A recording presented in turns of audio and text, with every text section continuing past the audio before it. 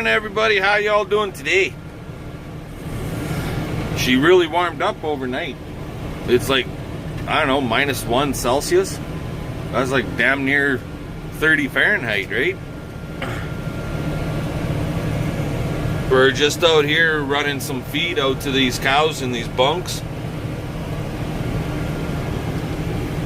I know CP did not fill the bunks yesterday, so I imagine that these bunks are running fairly empty. I never did get the top rail cut off them other 2 steel bunks, and I'd like to get it done here right away, but right now the shop has got a truck sitting in it, not my truck, not Tristan's truck. His girlfriend's brother's truck is in the shop, so we're not going to be doing that today. And when his truck comes out, then my truck has to go in for get those wheel studs fixed. Whether I do it myself or whether we take it into a shop and just have them do it real quick for us, they'll have better tools than I would, more than likely anyways. But for now, we're just running some cut feed out, our cheap man's TMR, and filling these bunks up.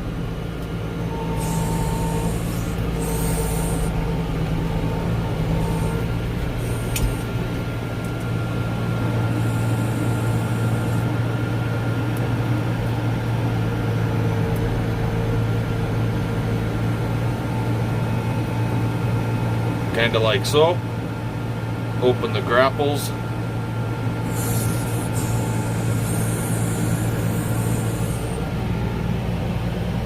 That spot is almost full, so now we got to move over to over there. Anyway, I'll bring you guys back here in a couple minutes. Alrighty, well, we definitely aren't done hauling cut feed out here. The cheap man's TMR. So, and I spilled some on the ground, but some people have said to me that this is no different than bale processing or bale shredding. Yeah, it's way different. See how short that is? You won't get that from a bale shredder or bale processor. See, that's pretty short, pretty fine. You get a nicer mix, a nicer blend. And if you were to basically shred out straw bales and then shred out hay bales on top, or put hay down and then straw on top, these cattle, they'll sort out all the good stuff. They'll sort out all the hay out, and the straw would be left. But by mixing it the way we are, they have a lot more difficult time sorting out that straw, or sorting out the slew hay from the good hay, and you can utilize all of your feed sources a lot better. And it's basically like a TMR, total mix ration. That's what TMR stands for. The only difference between a real TMR, total mix ration, is I'm not putting grain in it, and I'm not adding all the mineral into the feed sources. I've got lick tubs out here, molasses-based lick tubs with mineral and protein in the tubs. So, and that's how they get their mineral content. And then we run salt blocks on top of that. So that's how we do her. And I find the cows seem to like it really good. It takes a couple of days for them to get onto it, but once they're onto it, yeah, it's go time, right? And some guys can feed this stuff out right on the ground, just in the open ground. Me, I feed it in bunks. That way, because when it's on the open ground, then you will get a lot more waste. I think you do. They say they don't, but then they're feeding a certain amount, specific pounds per day. and that's all they get for a day or for 2 days max, and then they get more feed, so they have to clean everything up. They force them to clean everything up. This way, the way we're doing it, we will feed this out and they're good for 3 days before we have to come back generally. Unless it's really cold, then we have to feed them a little bit more often. So, but the trick is, even when we're tub grinding, you do have to go in there, because if you're running straw and hay and green feed and straw, you got to stir it up at the pile. I find if I stir it up with the front end loader, and that helps mix it up a lot better, and you're not losing, even with the bale processor. Like when you tub grind, all of your fines, your leaf and your very short fine stems, that's where the highest nutrient of the plant is. And when you tub grind, basically all of that stuff is still in the pile. But when you run with a bale processor, lots of that fines will get blown out. It'll hit the ground, and then they trample it into the snow and stuff, and basically they're not getting the best of the best. How's that sound? So not necessarily. They will get some of it, but they're not getting all of it. But when it's in the cut feed pile like we got here, it's in there, and yeah, it's not getting blown away. So anyway, we're gonna continue on with filling up these bunks, and we'll talk to you guys later. Well, good morning everybody. How y'all doing today? She's been snowing for the last little bit here now. I don't know how much we're supposed to get. I haven't been checking on the weather reports, and I wasn't expecting to get really anything. Tuesday they're calling for 10 to 15 centimeters, but she's coming down here today. Anyways, chores are done. The old Dodge is running. We're gonna get them unhooked from that gooseneck trailer, round up our parts, round up our oil, our filters, and we're gonna head over to my buddy's place, and we're gonna fix it in his garage. It's fully heated and maybe set up a little better for mechanic type work.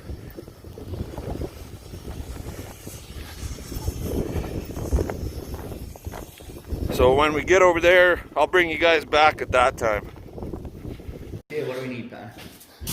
Oh God, not now. Jesus. Already on. Got you in the whole time doing that.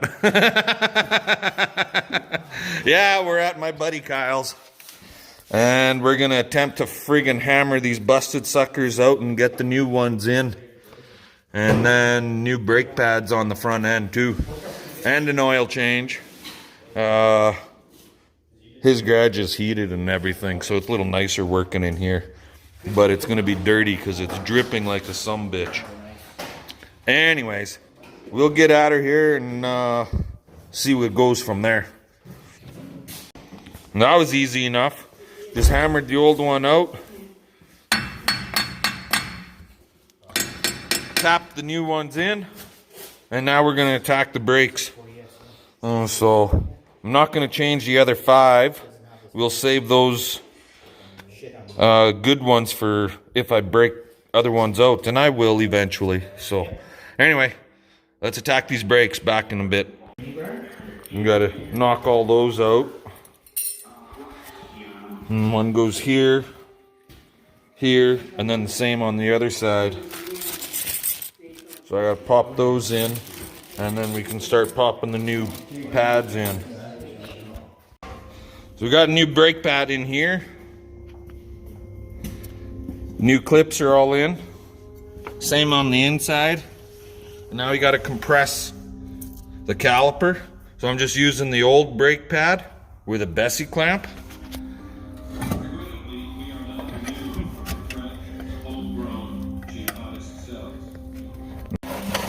Just compressing here the old brake pad.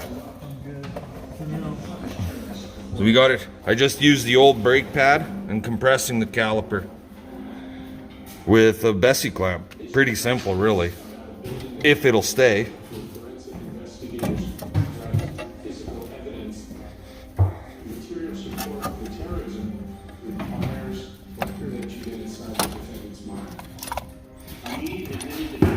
take the Bessie out, old brake pad, and then I gotta take this, flip it around, and get it over top.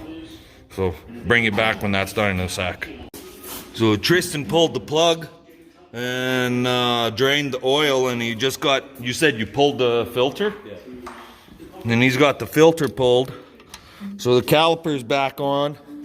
It's just this bolt here and another one on the underside. So I'm just about to tighten that into place. And this side is done. And then we got to fight with the other side.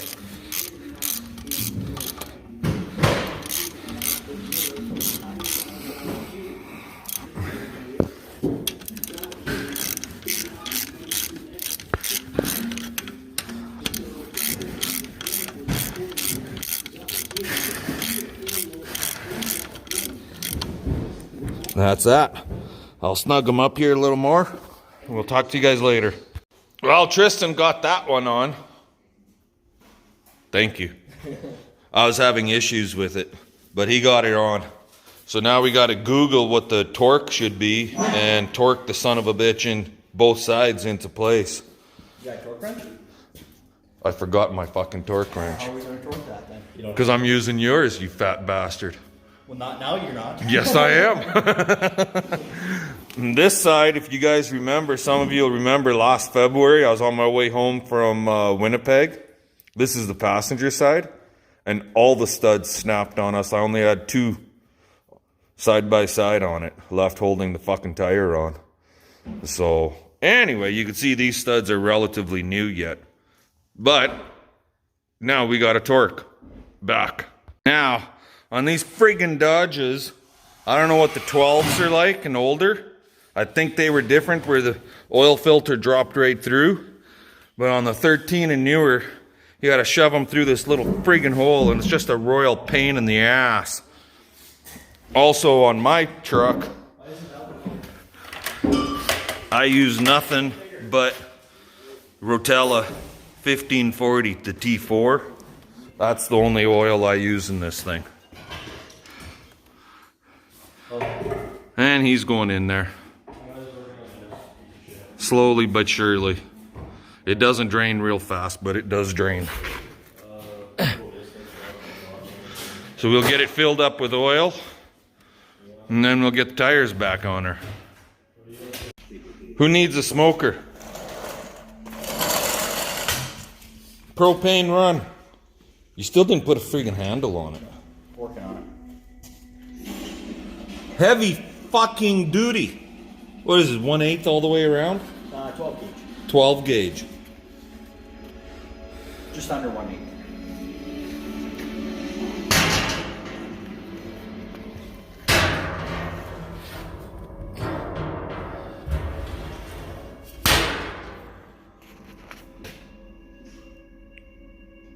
How much?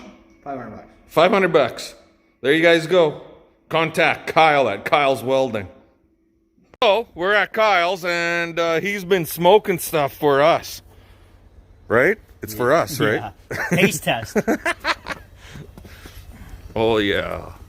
Some pepperonis. Oh, yeah, those are done. Look at that. Oh, yeah.